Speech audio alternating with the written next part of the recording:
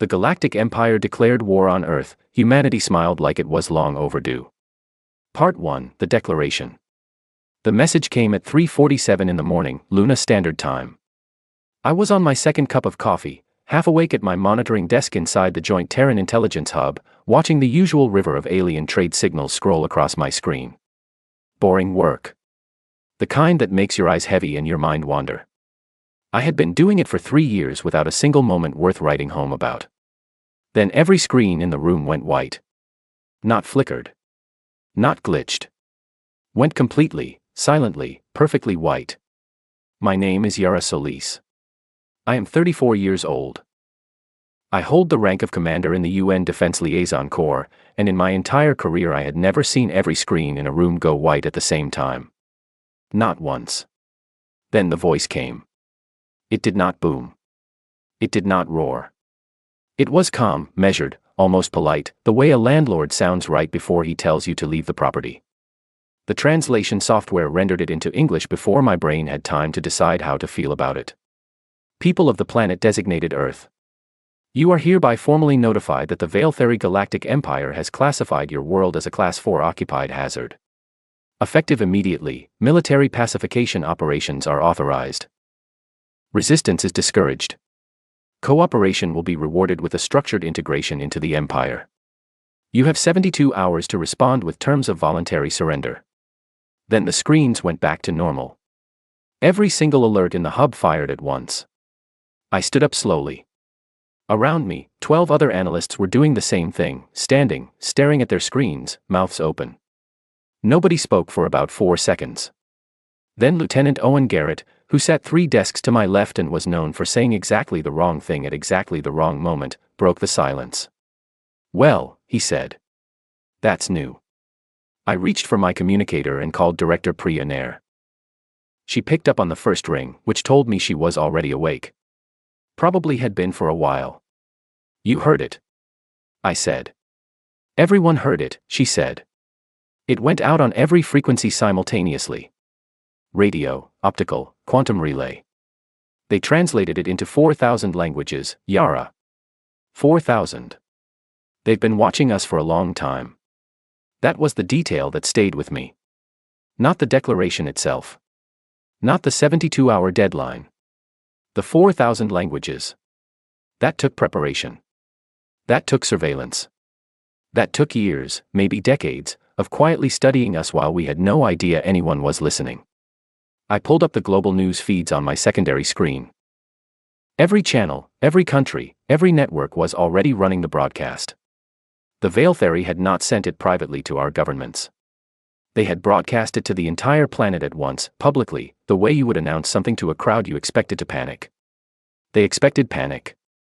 I remember very clearly what I saw instead. The feeds from the street cameras in London showed people stopped on sidewalks, looking at their phones, and talking to each other. In Lagos, a market that should have been erupting in chaos was instead full of people gathered in small groups, gesturing, arguing, nodding. In Seoul, a man on a bridge was watching the sky with his hands in his pockets, looking more curious than afraid. Our governments did not panic either. I found out later that the contingency files had been activated within 90 seconds of the broadcast. Files marked first contact, hostile. Files that had been sitting in classified servers for decades, updated every few years, waiting. The military attaches were already on secure calls. The defense ministers were already in their situation rooms. The emergency councils were already convening. The world had not been caught off guard. That was the part the Veiltheri had not planned for. They had done this 61 times before us. 61 civilizations, each one discovered, declared a hazard, given a deadline, and absorbed into the empire. The fastest surrender had come in 11 hours. The slowest had taken 18 days, and that one had been a species with natural armor plating and a chemical weapon the empire had not expected. Even they had surrendered in the end. The Veiltheri had a process. They were very good at it. It was almost administrative, the way some organizations are good at paperwork. They arrived, they declared, they waited, they absorbed. Clean. Efficient. Practiced. I remember exactly what I felt when the war declaration came through. Not fear. Something older, quieter than fear. The feeling you get when a bully finally throws the first punch, and every year of training you did in secret suddenly has a purpose. It was almost a relief. The kind of relief that sits very still in your chest and does not make any noise. I went back to my desk and started pulling the Veil Theory fleet data we had compiled from intercepted signals. 200 warships, according to our best estimates. Moving at a pace that would bring their advanced elements to the edge of our solar system in roughly 6 days. Their main fleet would follow a week behind. Owen appeared at my shoulder, holding his coffee mug. "Are we going to be okay?" he asked. I looked at the fleet data. I thought about the contingency files. I thought about the 4,000 languages, and the 61 civilizations, and the way the director had picked up her communicator on the first ring because she had already been awake. "We have been getting ready for this for a long time," I said. He blinked. "Ready how?" I almost told him. Then I remembered that Owen Garrett did not have clearance for what I was about to say. So I just picked up my coffee instead. "Go make sure all the long-range sensor arrays are on full recording mode," I said. "We are going to want every piece of data we can get." He nodded and walked away. I turned back to my screen, and the fleet data, and the 72-hour countdown that had appeared in the corner of every government display on the planet. 72 hours. I thought about the Veil Theory admiral sitting in his command ship at the edge of our solar system, looking at our small, blue, apparently fragile planet, and feeling confident. Feeling certain. Feeling the comfortable certainty of someone who has done this 61 times and never once had to change the plan. I thought about what he was going to find out. And I smiled. Not because any of this was easy. Not because nobody was going to get hurt. People were going to get hurt. I knew that. I had known it for years, the same way a surgeon knows before an operation that there will be blood. You accept it, you prepare for it, you do not let it stop you. I smiled because we had been waiting for this for a very long time. And we were ready. Part 2, what we did not tell them. The transport to the dark side of the moon took 40 minutes. Nobody spoke during the ride. There were 6 of us in the shuttle, me, Director Nair, 2 senior engineers whose names I had never been given, and 2 uniformed officers from a division whose badge I did not recognize. The shuttle was military grade, unmarked, and had no windows. When the hatch opened, I stepped into a corridor I had never seen before in 3 years of working on Luna. It was enormous. I had expected a bunker. Concrete walls, low ceilings, the kind of place that is built to survive rather than impress. What I walked into instead was a facility so large that the far wall was barely visible. The ceiling was 40 meters above us, filled with lighting rigs and cable systems. The floor was polished and clean and busy with people moving quickly between stations. Director Nair walked beside me without looking at my face. She already knew what expression I was wearing. "We call it the quiet room," she said. "It has been operational for 19 years. You were not told about it because you did not need to know. You need to know now." A man was waiting for us at the first checkpoint. He was in his 60s, with gray at his temples and the kind of calm that comes not from personality but from long practice. He introduced himself as Dr. Mehmet Aris, Chief of Strategic Development. He shook my hand once, briefly, and then started walking. "I will show you the 3 things," he said. We followed him past rows of engineering stations, each one staffed by people who did not look up as we passed. They were focused. Intensely, quietly focused, the way people are when they have been working on something important for a very long time and do not need to perform urgency for visitors. The first thing was a long bank of display screens showing a schematic I did not immediately understand. Rows of cylindrical objects, arranged in clusters, each one connected to a targeting system that spanned pages of technical notation. Relativistic kinetic impactors, Dr. Aris said. Dense metallic slugs, each one roughly the size of a vehicle. Launched from rail platforms hidden inside asteroid clusters in the outer belt. At the velocities we can achieve, they carry more destructive energy per impact than any beam weapon we have tested. They produce almost no energy signature before launch. Their approach is nearly invisible to standard fleet sensors. I stared at the schematic. "How many platforms?" I asked. "Enough," he said. He moved on before I could ask for a number. The second thing was a room full of drone units. Not the small survey drones used in civilian space operations. These were different, long, fast, angular machines built from materials I had not seen before. They were stacked in racks from floor to ceiling, and there were hundreds of them visible from where I stood, with corridors leading to more storage beyond. Each unit is networked to a central AI battle management system, Dr. Aris said. They do not require individual piloting. The network makes tactical decisions in response to fleet movements faster than any human crew could manage. In a full deployment scenario, they function as a single coordinated system.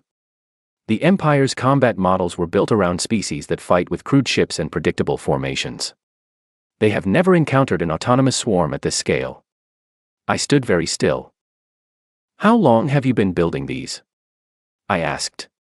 The first generation was completed 14 years ago, he said. This is the fourth generation. The third thing was not a weapon. It was a wall-sized map of the solar system. But not the solar system I knew from public charts. This one had additional markers, 14 of them, scattered in positions that I would never have looked at twice. Cloud layers of gas giants. The gravitational shadow of a moon. A debris field that public records listed as natural. Off-world installations, he said. Prepositioned. Resupplied through automated freight runs logged as waste disposal and mineral survey operations. The Empire's intelligence assets watched our public military activity and reported back what they found. They did not look at the places nobody officially goes. I turned to Director Nair. How long has all of this been planned? I asked. She looked at me for a moment. The first serious planning document was written in 2031, she said. The year we decoded the first confirmed signal from an alien civilization and determined that they were not broadcasting. They were mapping. Mapping. Not saying hello. Mapping, the way a traveler maps a road before deciding whether to walk it or take it by force. We made a decision, she continued. Every species we could study through intercepted signals had the same pattern. The ones that announced their strength were tested early, pushed hard, forced to spend everything defending themselves. The ones that appeared weak were left alone until they were not useful anymore. We wanted a third option. Appear weak, I said. But be ready. Appear ordinary, she corrected. Fractured nations. Political arguments. Space programs that look civilian. A military that looks conventional. Nothing that says, here is something that has been preparing for 60 years. I thought about the Veiltheri Admiral again. The one sitting in his command ship with his confidence and his administrative certainty and his 61 successful operations. I thought about what it would feel like to be him in about 6 days. Dr. Aris had one more thing to show us. Not a weapon and not a map. A file. He pulled it up on a small screen at a quiet workstation in the corner of the facility, and he let me read it at my own pace. It was a record. Not our record. Theirs. 61 entries. Each one a species, a planet, a declaration, a timeline, and an outcome. Short summaries, clinically written, in Veiltheri notation that our translation software had been working on for 11 years. Species 17 had tried diplomacy. They had offered resources, trade, technology sharing. The Empire had accepted the gifts, waited for the defensive systems to be lowered in goodwill, and then proceeded with pacification. Species 32 had fought back with energy weapons. The Empire had been briefly surprised but had adapted within a week and proceeded. Species 48 had attempted to negotiate time. They asked for 30 days to consider the terms. The Empire granted them 12, then proceeded anyway. I read all 61. Not one of them had been ready. I closed the file and sat quietly for a moment.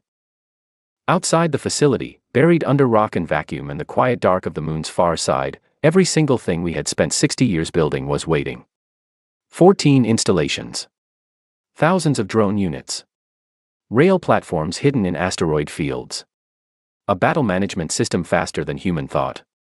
And we had not told anyone. Not out of arrogance. Not out of pride. Out of the same careful logic that keeps a surgeon calm before a hard operation, you do not announce what you are going to do.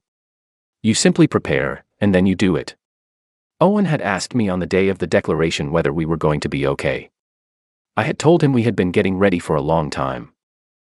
That was the most honest thing I had said to anyone in 3 years. When the Veiltheri Advance Fleet dropped out of faster-than-light travel at the edge of our solar system 4 days later, they sent the standard follow-up transmission. A reminder of the deadline.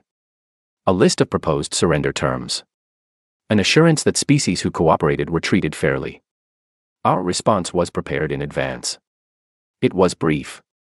It was polite. It asked them, once, to leave. The Empire's admiral did not even pause before refusing. I was in the communications room when the refusal came through. Commander Leon Graves, our senior contact officer, looked at me across the room after the channel closed. He was a quiet man, 40 years old, calm in the way that Dr. Eris was calm, practiced, not natural. "That is that, then," he said. "That is that," I agreed. I wrote one sentence in my personal log that night, before the first engagement began. We only ever ask once. Part 3, The Battle of the Threshold. I heard the first engagement before I saw it. Not sound, there is no sound in space. What I heard was the alert tone that filled the operations room at the quiet room facility, a low, steady pulse that meant the automated systems had gone active. I was at my station, reviewing targeting data, when the tone started. Everyone in the room straightened up at exactly the same moment. Leon was already on the main comm channel. "Veiltheri Advance Fleet has entered the Jupiter corridor," he said. 42 vessels. Formation consistent with their standard orbital blockade approach. They are heading for Jupiter's upper atmosphere positioning, which matches the intimidation tactic from their Species 19 and 34 operations. Dr. Eris stood behind the central display, hands clasped, watching the fleet markers move. "Release the platforms," he said. That was it. No speech. No dramatic pause. Just 4 words in a quiet room. For the past 2 years, the Veiltheri's own sensors had identified a cluster of objects in the Jupiter belt as inactive mining stations. Decommissioned, according to the signal signatures they emitted. Old. Dead. Not worth examining. They were not mining stations. The platforms activated without any warning signature.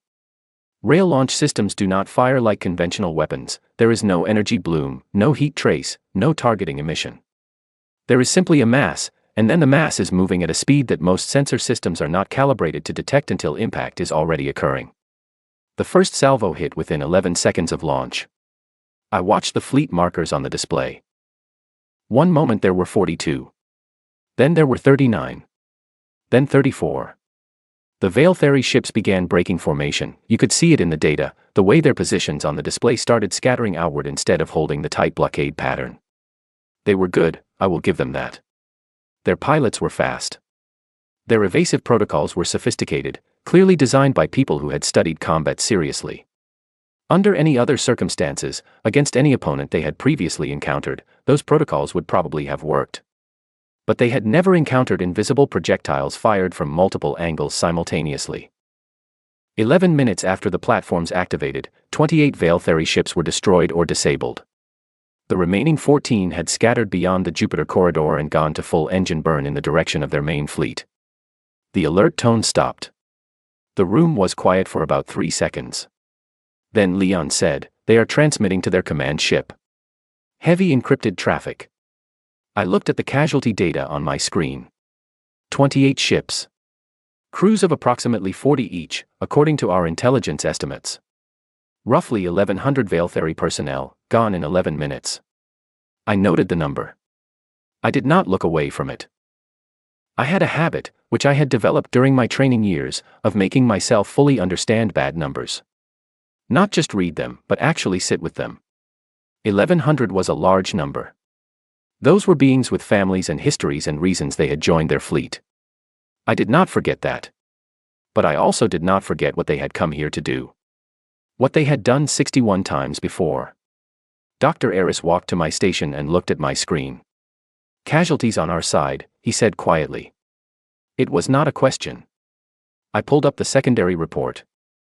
A crewed relay station designated RT-7, positioned at the edge of the engagement zone for communications coordination, had been hit by debris from a destroyed Veiltheri ship. The station's hull had failed. 14 personnel. All gone. I read their names silently from the manifest. Helen Porter. Crew Coordinator, 41 years old. Nathan Cross. Communications Engineer, 30 years old. Celia Ward. Data Analyst, 26 years old. 7 others whose names I will not put down here because their families asked for privacy, and I respect that. But I read every one. I said each one out loud to myself, alone, later that night. Not in a ritual way. Not out of ceremony. Because names matter. Numbers are easy to look at and then look away from. Names are not. Dr. Eris nodded when I showed him the report. We note them, he said. We note them, I repeated. The Veiltheri main fleet received the battle data from their surviving ships within the hour. 6 hours of complete silence followed. No transmissions. No contact. Just silence. Our intelligence team ran analysis on that silence. There was a pattern to how the Empire communicated during operations: steady traffic, regular updates, the bureaucratic rhythm of an organization used to things going as planned. The silence meant they were doing something they did not have a template for. They were surprised. Not just by the losses. By the nature of the losses. They had expected energy weapons, projectile systems of a type they had catalogued, perhaps an aggressive but manageable conventional defense. They had not expected invisible rail platforms disguised as abandoned infrastructure firing at velocities their shields were not designed to absorb. Their shields were built for beams and plasma bursts, directed energy weapons that move at the speed of light and give the shield system time to distribute the load. A dense metallic slug arriving at a significant fraction of that speed hits differently. It does not give the shield time to think. I wrote this observation in my report and sent it to Dr. Eris. He sent back 2 words. They noticed. Meaning the Veiltheri had already worked out the same thing and were adapting. Which was expected. Intelligent opponents adapt. What came next confirmed it. Leon brought me the intercepted transmission data 48 hours after the Jupiter engagement. The Empire was recalling the surviving advanced ships and calling in their full main fleet. Not just the 200 ships already in transit, additional reinforcements had been dispatched from the nearest Imperial staging point. The new total estimate was 340 vessels. They are not running, Leon said. No, I agreed. They never run. They just send more. I thought about the 61 files I had read in Dr. Eris's facility. Species 32 had surprised the Empire too, briefly. The Empire had simply adjusted its approach and continued. 340 ships represented an overwhelming response by any conventional measure. But we were not a conventional opponent. I was reassigned 6 days later. Transfer orders to the ISV Ardent, a Terran strike cruiser operating from the installation hidden in Saturn's upper cloud layer. My role would be coordinating the AI battlenet targeting from aboard a crewed ship, which meant I would be at the front of the next engagement rather than watching it on a screen. I packed in 20 minutes. Soldiers do not take much. On my last night at the quiet room facility, I sat in my bunk with the lights off, looking at the small porthole that looked out on nothing, just lunar rock, just dark. I said 14 names out loud. Helen. Nathan. Celia. And 11 more.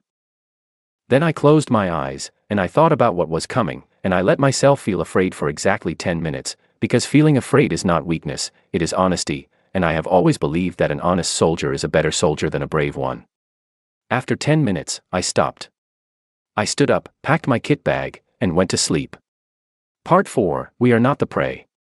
The Ardent smelled like recycled air and machine oil, which is the smell of every military ship I have ever been on, and which I have come to associate with the particular calm that comes just before something very difficult. Captain George Flynn met me at the airlock. He was a tall man, 50 years old, with the kind of face that does not give much away. He shook my hand, pointed me toward my station, and said, "We go active in 4 hours. Get settled." That was the entirety of my welcome briefing. I settled in. My station was in the Ardent's command center, a room about the size of a large apartment, curved along one wall with display screens and workstations occupied by 11 crew members who were all, without exception, deeply focused on what they were doing. I sat down, plugged in my authorization codes, and pulled up the BattleNet interface. The AI system had a designation, Project Caleb, and it was not what most people picture when they imagine an artificial intelligence running a war. It did not speak dramatically. It did not announce its decisions. It updated targeting data in real time, shifted drone deployment in response to fleet movements, and flagged priority targets with a simple numerical priority score. Clean. Quiet. Relentlessly efficient. I had been trained to work with it. My job was to translate its recommendations into human-readable tactical summaries for Captain Flynn and to flag any situation where the AI's decision modeling might benefit from a human judgment call. In practice, this happened less often than you might think. The main Veiltheri fleet arrived at the outer solar system boundary 40 hours after my transfer.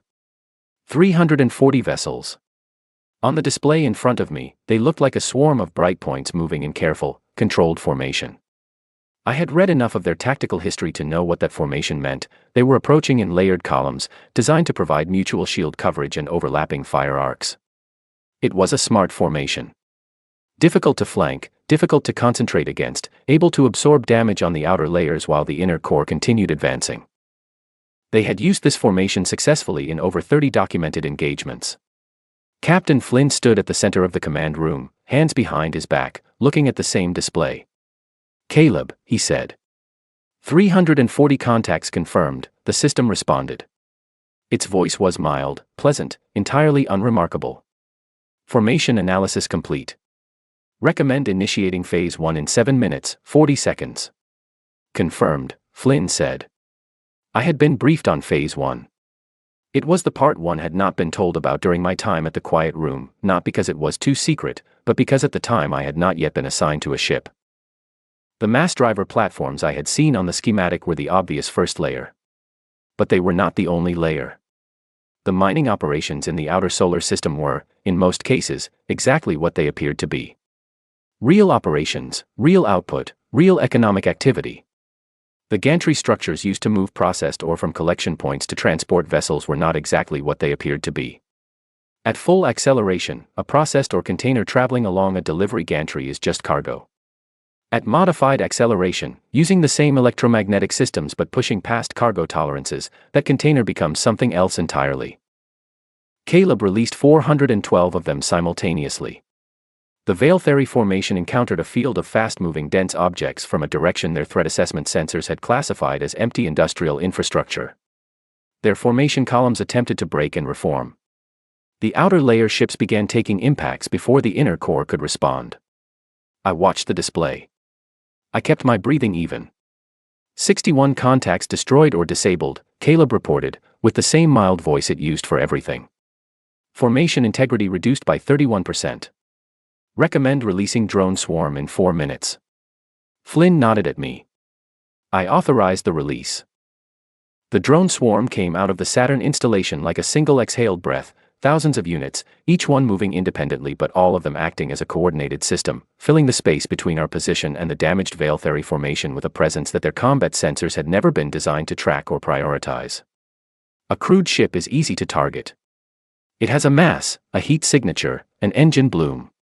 It moves in ways that can be predicted because it has to protect its crew from G-forces and hull stress. A drone does not have a crew. It can accelerate in any direction without warning. It can absorb damage without anyone dying inside it. It can be replaced. And when several thousand of them are moving simultaneously, each one making independent microdecisions based on Caleb's network, the targeting problem becomes something very close to unsolvable. The Veiltheri adapted fast. I will always say that about them, they were good. They shifted their fire patterns, they regrouped the undamaged inner ships, they tried to establish a new forward perimeter. For about 20 minutes, it looked like they might manage it. Then the second rail platform salvo hit. I gripped the edge of my station. Not in fear. In the way you grip something when you are absorbing the scale of what you are watching. The Veiltheri fleet had 197 functional vessels when the second salvo ended. Captain Flynn said nothing for a moment. Then he turned to me. "They are hailing us," said the communications officer, a young woman named Carol Lane, who had not looked up from her board in 3 hours. "Put it through," Flynn said. The voice that came through was not the automated broadcast we had heard at the declaration. It was a real voice, older, careful, with a weight behind it that automated messages do not carry. "This is Admiral Thesek of the Veiltheri Imperial Third Fleet. I am requesting direct communication with a human command authority." Flynn looked at me. I was surprised. This was not in any of the Empire's documented protocols. They did not request dialogue mid-engagement. They did not recognize the possibility of needing to. I opened the channel. "Admiral Thesek," I said. This is Commander Yara Solis, Terran Defense Liaison. I am here. A pause. Commander Solis, he said. I want to understand what I am facing. I have reviewed every record in our archives of first contact with a new species. None of them look like this. No, I said. They would not. What are you? He asked.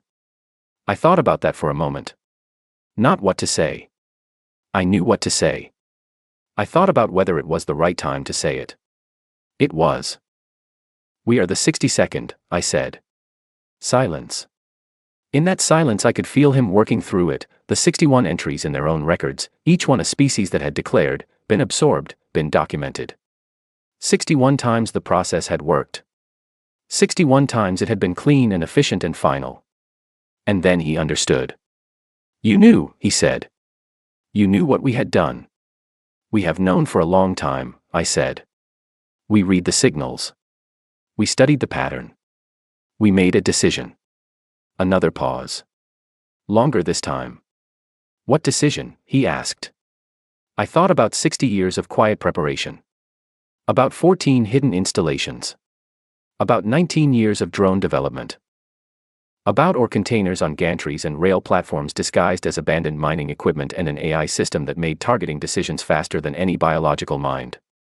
I thought about Helen Porter and Nathan Cross and Celia Ward and 11 more names.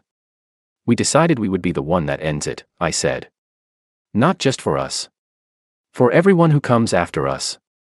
The line was quiet for a long moment. I need time to consider, Thesek said. Take it, I said. We are not going anywhere. I closed the channel and looked at the display. 197 Veiltheri vessels holding position. 300,000 kilometers away, waiting. Carol Lane looked up from her board for the first time. Did that just work? She said. Not yet, I said. But it might. That night I wrote in my log for the first time in 4 days. I usually write every day, it keeps my thinking organized, and organized thinking is the only kind I trust in situations like this one. I wrote about Thesek's question. What are you? I had given him the factual answer. But there was a longer answer, the one I thought about alone in my bunk, with the engines of the Ardent running quietly beneath me and the stars outside the porthole as indifferent as always. We are a species that learned early that the universe does not give things to those who simply want them. It gives things to those who prepare for them. We argued with each other for thousands of years about almost everything, the right way to live, the right way to govern, the right way to treat each other, the right way to look at the sky. We still argue. Probably always will. But when something from outside came to tell us we had no choice in the matter, we discovered something about ourselves that none of our arguments had ever quite resolved. We are, when it comes down to it, remarkably difficult to stop. Part 5, the smile explained. The ceasefire request came on a Tuesday. I know it was Tuesday because I had just finished writing a letter home, to my sister Ada and her daughter Lucy, who was 8 years old and had been sending me drawings of spaceships since the war started. The latest one showed a human ship that was, in Lucy's assessment, very large and covered in what appeared to be flags. I had it tucked in my jacket pocket. Still do, actually. The request came through formal channels, which was itself significant. Not a battlefield hail like Thesek's first contact. A formal, encrypted, correctly formatted diplomatic request sent to the UN Emergency Council and copied to the Terran Defense Command, the kind of message you send when you want a record of having sent it correctly. Admiral Thesek had drafted it himself, according to our intelligence analysis. Not the Empire's diplomatic bureau. Not a committee. Him, personally. I read the translation 3 times. It was careful language. Not an admission of defeat, not a request for mercy. A recognition, as Thesek phrased it, that the current engagement has produced outcomes inconsistent with imperial operational projections, and that the Empire wished to explore whether a cessation of hostilities might serve the interests of both parties. Director Nair called me the same morning. You are on the negotiating team, she said. I am a defense liaison, I said. You are the person Thesek spoke to mid-battle, she said. He knows your voice. That matters. Pack for 2 weeks. The talks are happening aboard a neutral-class vessel in the outer belt. I packed in 20 minutes. Old habit. The neutral vessel was a Kiriti trade ship, the Kiriti being one of the few species in our region of the galaxy that the Empire had absorbed through treaty rather than force, and who had subsequently developed a reputation as reliable third-party hosts for difficult conversations. Their ship was clean, quiet, and smelled of something faintly sweet that I never identified. Thesek was already there when we arrived. He was not what I had built in my head during our calm conversation. I had imagined someone cold, precise, the administrative face of an efficient empire. He was older than I expected, gray at the edges of his outer cranial ridges, with eyes that had seen 61 of these operations and apparently had been doing a great deal of thinking about them lately. He stood when our delegation entered the room. I did not know if that was a Veiltheri custom or a personal choice. It felt like a personal choice. The talks ran for 6 days. I will not pretend they were smooth. They were not. There were 3 sessions that ended badly, with raised voices and delegations retreating to separate rooms. There was one night when the entire negotiation nearly collapsed over a single clause in a proposed framework document, and our lead negotiator, a patient and extremely experienced diplomat named Arthur Hollis, spent 4 hours rebuilding the conversation from nothing. Arthur Hollis is one of the most remarkable people I have ever met. He is 67 years old, originally from Bristol, and he has the quality of making every person he talks to feel that their position is completely reasonable while simultaneously steering the conversation in the direction he wants it to go. Watching him work across a table from Veiltheri senior officials was something I will remember for the rest of my life. On the 3rd day, Thesek asked to speak with me privately. We sat in a small side room off the main conference hall. A Kiriti crew member brought us something warm in plain cups. Thesek held his with both hands and looked at the table for a moment before speaking. I have been an admiral for 30 years, he said. In that time, I have led 7 pacification operations. All successful. All, I believed, necessary. I said nothing. The Empire's position, he continued, is that uncontrolled species development in contested regions of space represents a risk to stability. The pacification program is framed as a safety measure. Order creation. And now? I said. He was quiet for a moment. Now I am sitting across from a species that apparently read our entire operational history from intercepted signals, spent 60 years quietly preparing a counter-strategy, fought my fleet to a standstill, and then asked me to leave before initiating combat. He paused. You asked us to leave. Once. We always ask once, I said. Why once? Because more than once becomes negotiation, I said. We were not negotiating then. We were informing. He looked at me for a long time. You could have surrendered. Your world would have been absorbed, and the process would have been, from the Empire's perspective, quite manageable. You would eventually have been integrated, given a role, been part of something larger. Someone else's something larger, I said. Yes, he admitted. 61 species made your something larger, I said. We decided we would build our own. He turned his cup slowly in his hands. The proposal your delegation has put forward. The framework. It is not what I expected from a species in your position. Our delegation had presented what Arthur Hollis had quietly been drafting for 3 years, a document he called the Open Space Accords. Not a peace treaty in the traditional sense. A framework. An independent tribunal to review military operations across the galactic region, with representation from member species. A protocol requiring first contact with pre-faster-than-light civilizations to follow a disclosure and non-interference standard. Guaranteed sovereignty for species below a defined development threshold. You won, Thesek said. You could have demanded reparations. Territory. The removal of the Imperial presence from this region entirely. You have the leverage. We know, I said. Then why? I had been thinking about how to answer that question for 6 days. Not because I did not know the answer, but because I wanted to say it in a way that was honest rather than impressive. When we were studying your history, I said slowly, the thing that struck us most was not the 61 operations. It was what came after each one. The species that were absorbed, they did not disappear. They became part of the Empire. They learned the Empire's way of solving problems. Some of them, the ones that survived and grew, eventually started doing the same thing to smaller species nearby. Because that was the model they had been given. Thesek did not speak. We do not want to build an empire, I said. We have read enough history, our own history, to know what empires cost. What they ask of the people inside them and the people outside them. We have tried building empires before. Smaller ones, on our own planet. Every one of them ended the same way. Then what do you want? He asked. To exist without kneeling, I said. And to make it possible for other species to do the same. He was quiet for a long time after that. The accords were signed on the 6th day of negotiations. Not by everyone in the room. 3 Valtheri senior officials refused to sign and withdrew. But Thesek signed. And 2 of the Empire's allied species representatives, who had been observing the talks at Kiriti invitation, signed as well. The Kiriti Trade Council sent a formal note of support the following morning. It was not a complete victory. Nothing real ever is. The Empire did not dissolve, did not abandon its other operations, did not immediately transform into a cooperative partner. What it did was agree to a framework that created accountability where none had existed before. A framework that put a name and a process to something the galaxy had been missing for a very long time. A limit. Arthur Hollis shook my hand when the signing was done. He looked tired in the way that people look when they have been holding something heavy for a long time and have finally been allowed to put it down. Good work, he said. You did the hard part, I said. He shook his head. You fought the hard part. I just talked. 5 years have passed since then.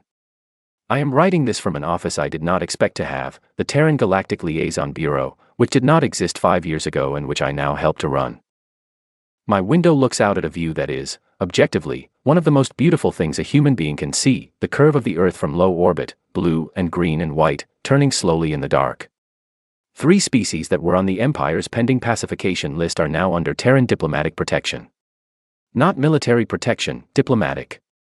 There is a difference that matters. Military protection says we will fight for you. Diplomatic protection says we will stand in front of you and make your situation visible to everyone watching. Sometimes that is enough. Sometimes it is not enough, and we fight anyway. But we have only had to do it once in 5 years, and that one was brief and expensive for the party that started it. Thesek retired from the Imperial fleet 8 months after the accords were signed. He sent me a message through the Kiriti relay system, which took 11 days to arrive. It was short. It said that he had read the full history of Earth's 60 years of preparation, which had been made public after the talks, and that he had one question. Were you ever afraid? He asked. I wrote back. My answer also took 11 days to arrive. I told him yes. Genuinely, honestly, yes. Not of the fleet. Not of the declaration or the engagement or the 340 ships on our sensors. Afraid of something quieter and more personal, the fear that we had prepared for everything except being wrong. That 60 years of careful planning might be in service of a decision that was not, in the end, the right one. We had prepared to fight. We had not prepared for the possibility that fighting would feel exactly as heavy as it did, that the 14 names from RT-7 would sit in my chest for 5 years without getting lighter, that winning would feel less like triumph and more like a door you open and then have to stand in for the rest of your life. He wrote back, eventually. His reply took 3 messages over 4 months, which is apparently how Valtheri process things they find difficult to articulate. At the end of it, he said something that I have thought about many times since. My species would call what you did strength, he wrote. But I have come to think the word you would use is different. I think you would call it responsibility. He was right. Someone asked me in an interview last year what winning felt like. A journalist, young, very bright, who had grown up during the war and was writing about what it meant to the generation that lived through it. She asked the question carefully, clearly expecting something quotable. I thought about it for a long moment.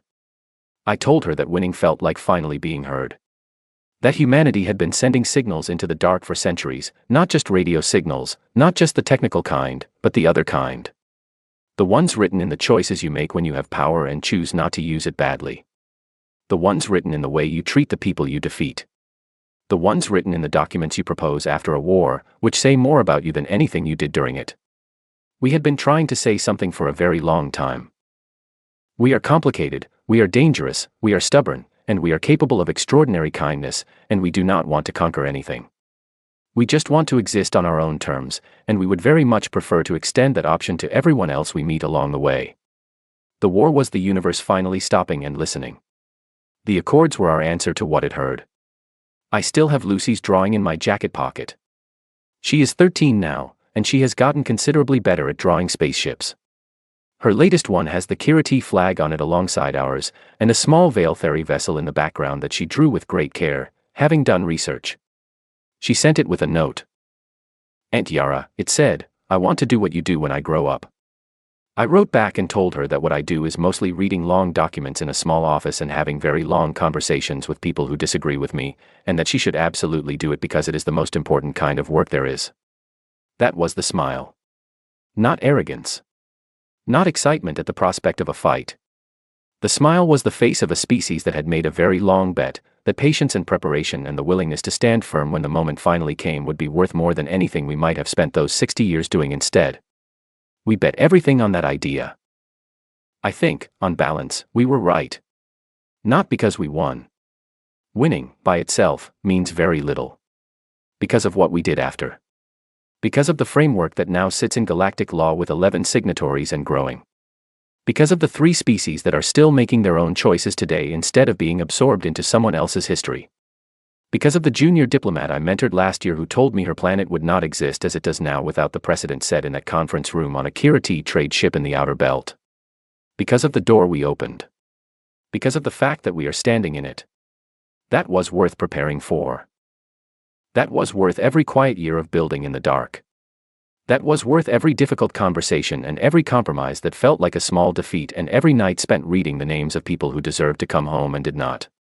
The Veiltheri declared war on Earth because they expected to find prey. They found something they did not have a word for in their 61 operational records. They found a species that had been waiting a very long time to make a point. And we had all the patience in the world.